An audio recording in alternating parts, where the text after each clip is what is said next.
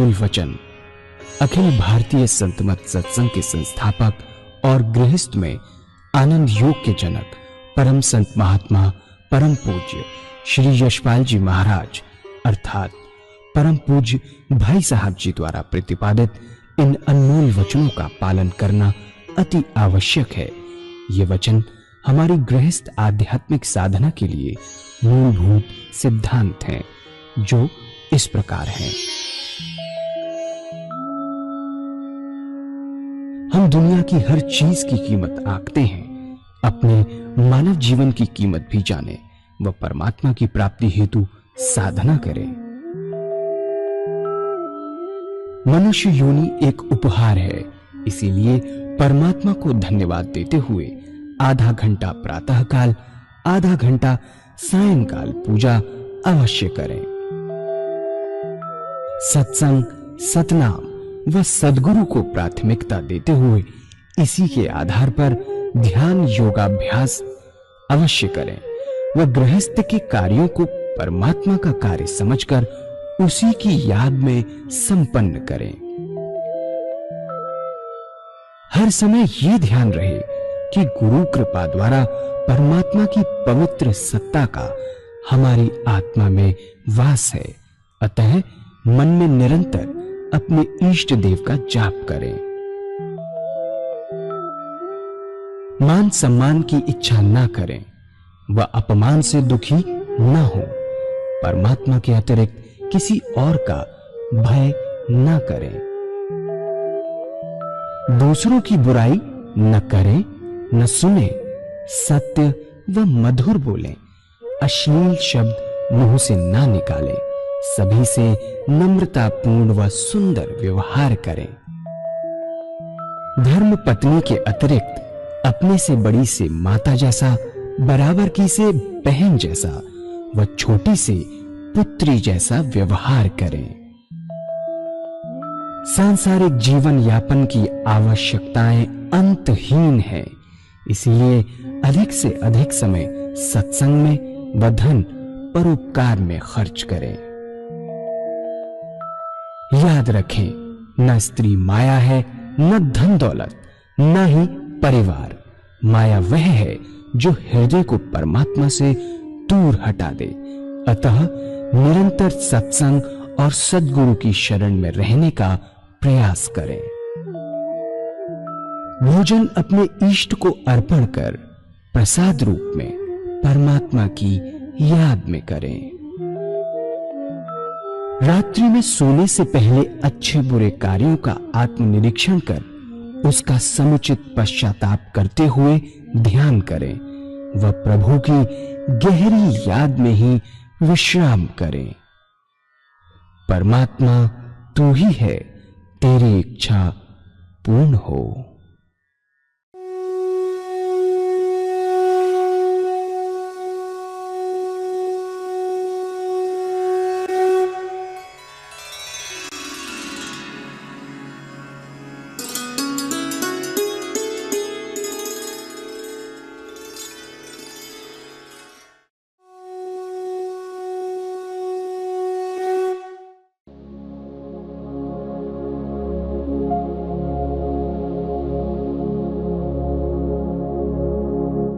जय सद्गुरुदेव जय पद शरणम श्रेयस्वरूप चरणों शरणम। आप लोग स्नान करने जा रहे हैं। यदि कोई ऐसा व्यक्ति आए जिसके त्रिवेणी में स्नान करने के बाद सारे पाप नष्ट हो गए हो, जल लेता है और मेरी छींटा लगा दे, सुबह से शाम हो गई, एक भी गंगा माई का भक्त न मिला कि जिसने हिम्मत की हो कि छींटा लगा दे। इतना स्पष्ट कहने के बाद भी किसी की हिम्मत नहीं हुई कि गंगा में स्नान करने के बाद जल लाए और छींटा लगा दे। जिसे विश्वास हो कि गंगा माई में स्नान करने के बाद उसके पाप नष्ट हो गए हो, पार्वती ये तमाशा देखती नहीं, बड़ा विस्मय हुआ कि भगवान ठीक ही कह रहे थे। सायकाल को जब सूरज छिपने लगा तो एक किसान आया, गंगा जी में स्नान किया, पाप नाशनी मां हर हर गंगे का उच्चारण कर पवित्र होकर बाहर निकला। कुछ लोगों को वहां खड़े देखा, शिव जी की घोषणा उसने भी सुनी कि अगर कोई गंगा बाई का भक्त हो तो छींटा लगा दे, मेरा शरीर स्वस्थ हो जाएगा। वो कहने लगा कि त्रिवेणी में स्नान करने के बाद पाप तो रहता ही नहीं, इसमें तो कोई शुभाई नहीं। तेरा शब्द झूठा हो सकता है पर त्रिवेणी गंगा माई जो है झूठी नहीं हो सकती। मैं भी जल लाता हूँ, छींटा लगाता हूँ। दोबारा गया पूर्ण विश्वास के साथ कि पाप तो रहता ही नहीं न था। उसका जीवन कितना पवित्र और सरल था। जल लाया, छींटा लगाया, छींटा लगाते ही पार्वती और शिव जी प्रकट हो गए। तो कहा देखो करोड़ों में यही एक ऐसा है जिसे पूर्ण विश्वास है कि गंगा में स्नान करने के बाद पाप तो रहता ही नहीं। विश्वास, विश्वास आखिरी मंजिल है। ये विश्वास जो अनुभव से हुआ है, जिसने आपके जीवन को बदल दिया, पवित्र बना दिया हो, ऐसा विश्वास अंत में काम देता है और वही प्रकट हो जाता है और वही पाप लगाता है। प्रेम का चौथा गुण है संतोष। इस सेवक के गुरुदेव कहा करते थे कि संसार बना है सार और असार की मिलौनी से। इसमें सार भी वस्तु है, असार भी वस्तु है, दोनों से मिलकर संसार बना है। इस संसार में परमात्मा ने जहां आपको जन्म दिया, जिन परिस्थिति में रखा, उन परिस्थितियों में संतुष्ट रहते हुए उस परमात्मा के नाम को दिल और दांतों से पकड़ो। दिल और दांतों से कहा करते थे कि दिल दांतों से, दिल से उस ईश्वर की याद को पकड़ो, सच्चे हृदय से पकड़ो, सच्चे प्रेम से पकड़ो, सच्ची लगन से लगिए। दांतों का मतलब जब आदमी हताश हो जाता है, डूबता होता है, तिनके का सहारा पकड़ता है, अगर लड़ाई हो रही हो और बिल्कुल निराश हो चुका हो तो दांत से काटने की कोशिश करता है, दांत से पकड़ने की कोशिश करता है। ऐसे ही अपने आप को समझाते हुए कि उस परमात्मा के नाम को जिसको मानो, दांतों से पकड़िए। उस परमात्मा के नाम को चाहे कुछ भी हो जाए, जीवन रहे न रहे, दुनिया रहे न रहे, उसके नाम को न छोड़ो। ऐसे दिल और दांतों से उस परमात्मा के नाम को पकड़ो। यही सार वस्तु है। इसी से सच्चा आदर्श, जीवन मुक्त अवस्था प्राप्त होती है, जो मनुष्य का सबसे ऊंचा लक्ष्य है, आदर्श है।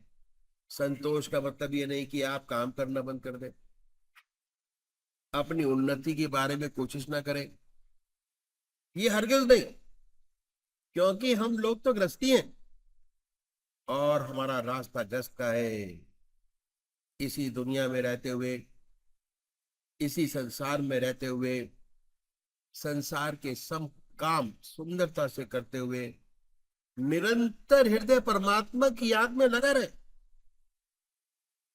परमात्मा की याद में बर्फ की तरह पिघलता रहे और संसार के सब काम सच्चाई के साथ, लगन के साथ होते रहे। आज से अच्छे, यही हमारा आदर्श है।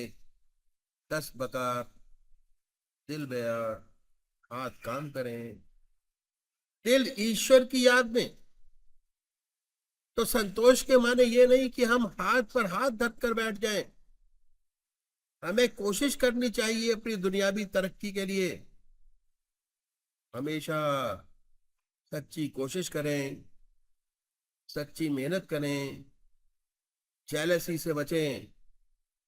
दूसरे को देखकर हमारे हृदय में द्वेष पैदा ना हो, बल्कि दूसरे को देखकर हमारे अंदर उत्साह पैदा हो। उससे अच्छी मेहनत करें और तरक्की प्राप्त करें। जहां द्वेष होता है वह हृदय अपवित्र होता है, उसमें परमात्मा नहीं रहता है। प्रेम का चौथा गुण है संतोष। पांचवा गुण क्या है? परमात्मा ने जिस हाल में हमें रखा उसमें खुश रहते हुए उसके नाम को दिल और दांतों से पकड़ो। सुख में भी दुख में भी सुख आता है, भगवान की अर्पण हो जाता है कि ये प्रभु आपकी दया कृपा है, आपका दिया है, आप जैसे चाहे वैसे रखे। जिनका जीवन ईश्वर में है उन्हें कभी ऐसी खुशी नहीं होती कि फूले ना समाये। खुशी आई, भगवान की अर्पण हो गई। परम पिता परमात्मा आपकी देन है, जैसा चाहे वैसे रखे।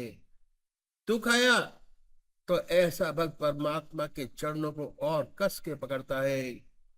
वे जानता है कि इसका निवारण उसी के चरणों में ही होगा और कहीं नहीं। वह परमात्मा की गहरी याद करता है और सोचता है कि मुझसे कोई गलती हो गई, मैं प्रभु से थोड़ा विमुख हो गया हूं। जो कष्ट में पड़ा, संतों की बड़ी सुंदर वाणी है।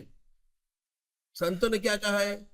संतों ने कहा है कि मेरा मन सकल सुखों को धावे, मेरा मन सकल सुखों को धावे, पर कोई सुखात ना आवे। जैसे सेवर की कर सेवा, सुआ बैठ पछतावे। सेवर का वृक्ष होता है, उस पर सेमल का लाल लाल फूल बड़ा अच्छा आता है। सेमल का उस पर फूल बड़ा अच्छा आता है।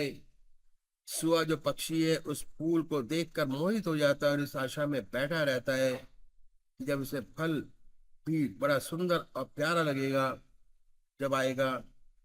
और जब फल आता है तो रुई का डोडा उसमें से निकलता, बड़ा निराश हो जाता है। ये दुनिया में बड़ी प्यारी लगती है, लेकिन धीरे धीरे हमें अनुभव होता है कि पता चलता है कि ये तो कोई रुई का डोडा है। हंस अकेला आया है, अकेला ही जाएगा।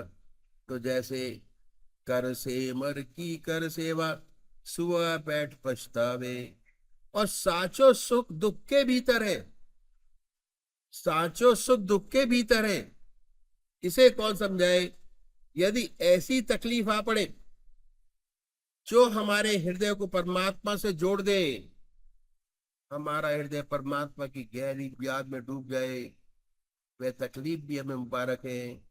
उसने हमें एक स्टेप आगे बढ़ा दिया। तो संत ना सुख में दुखी होते हैं ना दुख में दुखी, उनका ऐसा सुंदर जीवन बन जाता है। दुख आया, परमात्मा की गहरी याद, सुख आया, परमात्मा को अर्पण। फिर ये विश्वास हो जाता है कि जब आखिरी वक्त आएगा तो उसकी याद बनी रहेगी। और यही भगवान श्री कृष्ण ने कहा है कि जो मनुष्य मुझे याद करते करते अपना शरीर फूल की तरह छोड़ता है वह मुझे पाता है।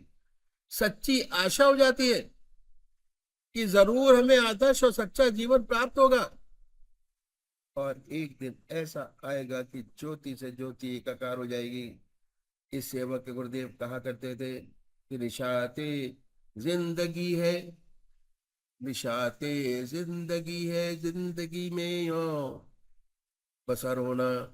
निशाते जिंदगी में, जिंदगी से बेखबर होना। सच्ची जिंदगी, दुनिया के सारे वैभव आपके पास मौजूद है लेकिन उसे इसका कोई ज्ञान नहीं। सारे वैभव में रहता हुआ उसका इसे कोई ज्ञान नहीं, क्योंकि उसका हृदय तो हमेशा अपने आत्मा के आनंद को लेता रहता है, निरंतर ईश्वर की याद में लगा रहता है, उसी के आनंद में आनंद विभोर होता है। इसका सब पर कोई असर नहीं होता। तो यही है सच्ची जिंदगी। इसी संसार में है, इसी दुनिया में है, सारे वैभवों के बीच, लेकिन हृदय परमात्मा में ऐसा लगा है कि हम पर इसका कोई असर न होता। यही सच्ची जिंदगी है। और ये प्रेम का चौथा गुण है संतोष। प्रेम का पांचवा गुण है त्याग, इसार और कुर्बानी। एक दिया जलता है, तेल और बाती ठीक है, रोशनी अच्छी देगा, धीरे धीरे चिराग की लौ में धुआं पैदा हो जाता तो क्या करते हैं, कैंची से उसको काट देते, तेल डाल दिया, तेल जलने लग जाता है, फिर रोशनी देने लगता है। जब परमात्मा की असीम दया कृपा से हृदय में उस परमात्मा का प्रेम जागृत हो जाए, तो ऐसे साधक को चाहिए कि त्याग की कैंची से उस लौ को सदैव प्रज्वलित करता रहे। ऐसा ना हो कि इसमें धुआं पैदा हो जाए, ऐसा ना हो कि उसमें धुआं पैदा हो जाए। त्याग है शरीर का, त्याग है समय का, त्याग है धन का।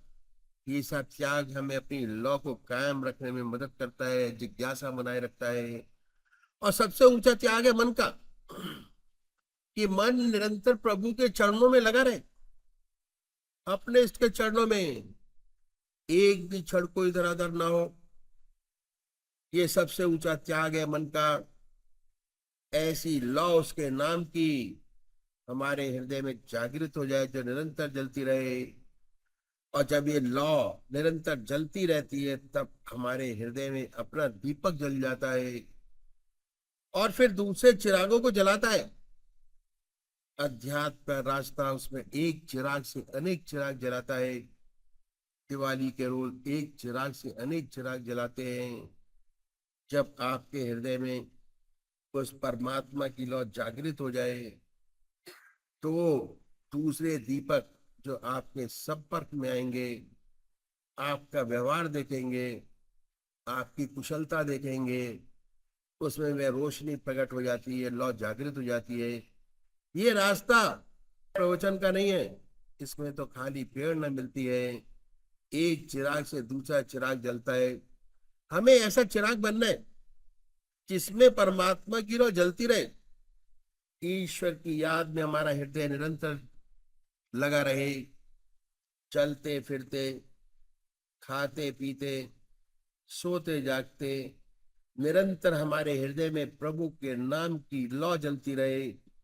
तब हमारे हृदय में ऐसी रोशनी, ऐसा प्रकाश पैदा हुआ, ये दूसरे लोग हमारे संपर्क में आएंगे, वो भी प्रकाश में हो जाएंगे। हम कहते हैं कि पतंगा बड़ा प्रेमी है, लौ पर अपने प्राण न्यौछावर कर देता है और अपने आप को जला देता है। लेकिन ये भूल जाते हैं कि पतंगा कब जलता है। तब जलता है कि जब लौ खुद पहले जल लेती है, तब पतंगा जलता है। तो ये रास्ता विकास का, अध्यात्म के फैलाव का, हमारे हृदय में सच्ची लौ जागृत हो जाए, सच्चा प्रेम उत्पन्न हो जाता है। प्रेम से परमात्मा मिलता है। विनय, प्रेम, दो विशेष गुण हैं जो हमें ईश्वर तक ले जाते हैं। और हमारे जीवन का जो सच्चा लक्ष्य है, जीवन मुक्त अवस्था हमारा लक्ष्य है, वहां तक पहुंचाते हैं। ये है बातें जो पूजा को हमारे सच्ची बनाती हैं और हमें परमात्मा तक ले जाती हैं। कहा है, विनय प्रेम बस भई भवानी, खसी माल मूरत मुस्कानी। विनय और प्रेम, जब ईश्वर सद्गुरु कृपा से साधक के हृदय में प्रभु प्रेम की लौ जागृत हो जाती है, समस्त बल विक्षेप का नाश हो जाता है। हृदय निरंतर प्रभु प्रेम में सराबोर डूबा रहता है। आत्मयी अवस्था हो जाती है। साधक शांत हो, जीवन मुक्त अवस्था में बना रहता है। ये है विनय प्रेम बस भई भवानी, खसी माल मूरत मुस्कानी। परमात्मा की है तेरी इच्छा पूर्ण।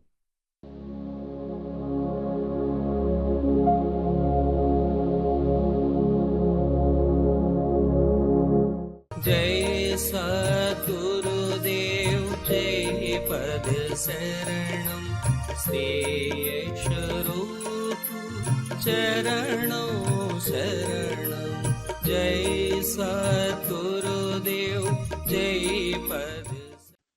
पूज्य माता और बंधुओं, अनादिकाल से दो रास्ते परमात्मा की प्राप्ति के चले आ रहे हैं। एक नीति का रास्ता है जिसे हम संन्यास मार्ग कहते हैं। ये रास्ता बहुत पुराना है और हमारे देश में बहुत ऊंचे ऊंचे सन्यासी हुए जिन्होंने समय समय पर आकर हमारे देश और धर्म की रक्षा की। नीति का रास्ता छोटा है, समय कम लगता है अपने टारगेट तक पहुंचने के लिए। नीति के रास्ते का साधक हर वस्तु का त्याग करता चला जाता है। ऐसा साधक घर बार छोड़ता है, बीवी बच्चे छोड़ता है, धन दौलत छोड़ता है और संसार की हर वस्तु का त्याग कर कर संन्यास ग्रहण करता है। संन्यास लेने के बाद जीवन बदल जाता है।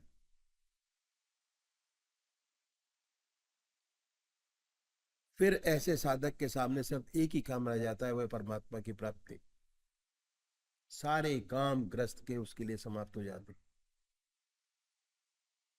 ऐसा साधक सच्चे हृदय से परमात्मा में लगे तो कोई वजह नहीं कि उसे अपने रास्ते पर सफलता प्राप्त न हो। लेकिन मेरे कह देने से ये रास्ता छोटा है, कोई भाई बगैर सोचे समझे इस रास्ते को अपना ले, इस रास्ते की कठिनाइयां मैं आपके सामने रखूंगा। सबसे बड़ी बात यह है कि शरीर से त्याग करना बहुत आसान है, लेकिन सच्चा संन्यास जब तक प्राप्त नहीं होता, जब तक मन से त्याग नहीं हो जाता।